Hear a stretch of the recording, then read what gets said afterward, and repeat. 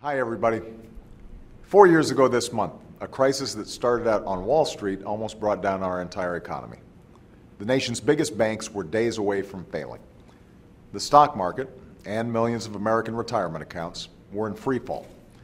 Credit froze, lending stopped, and businesses large and small didn't even know if they'd be able to make payroll. It was a moment the likes of which few Americans had seen before. Today, we know the biggest cause of that crisis was reckless behavior in the housing market.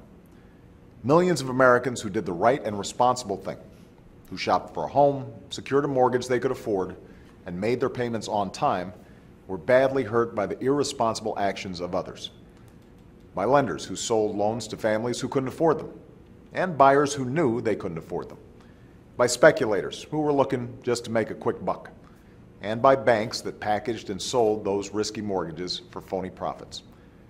When the party stopped and the housing bubble burst, it pushed our entire economy into a historic recession and left middle-class families holding the bag. 4 years later, the housing market is healing. Home sales and construction are up, prices are beginning to rise, and more than 1 million families who began this year owing more on their mortgages than their homes are worth are now back above water. So we're moving in the right direction, but we're not there yet. There are still millions of Americans who are struggling with their mortgages, even at a time of historically low rates.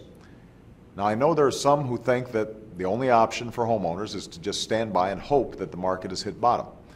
I don't agree with that. That's why my administration teamed up with state attorneys general to investigate the terrible way many homeowners were treated and secured a settlement from the nation's biggest banks. Banks that were bailed out with taxpayer dollars to help families stay in their homes. And that's why we announced new steps to help responsible homeowners refinance their mortgages.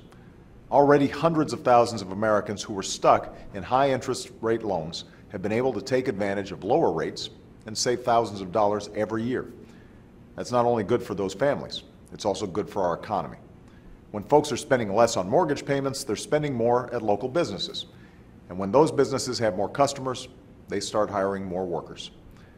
But we can do even more if Congress is willing to do their part.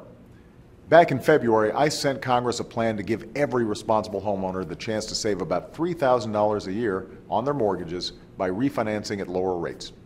It's a plan that has the support of independent, nonpartisan economists and leaders across the housing industry. But Republicans in Congress worked to keep it from even getting to a vote. And here we are, 7 months later, still waiting on Congress to act. This makes no sense. Last week, mortgage rates were at historic lows. But instead of helping more and more hardworking families take advantage of those rates, Congress was way on break. Instead of worrying about you, they'd already gone home to worry about their campaigns. The truth is, it's going to take a while for our housing market to fully recover. But it's going to take a lot more time and cause a lot more hurt if Congress keeps standing in the way. If you agree with me, I hope you'll make your voices heard. Call your representative. Send them an email. Show up in their town hall and tell them that when Congress comes back to Washington, they better come back ready to work. All of you are doing everything you can to meet your responsibilities. I think it's time Congress did the same. Thanks, and have a great weekend.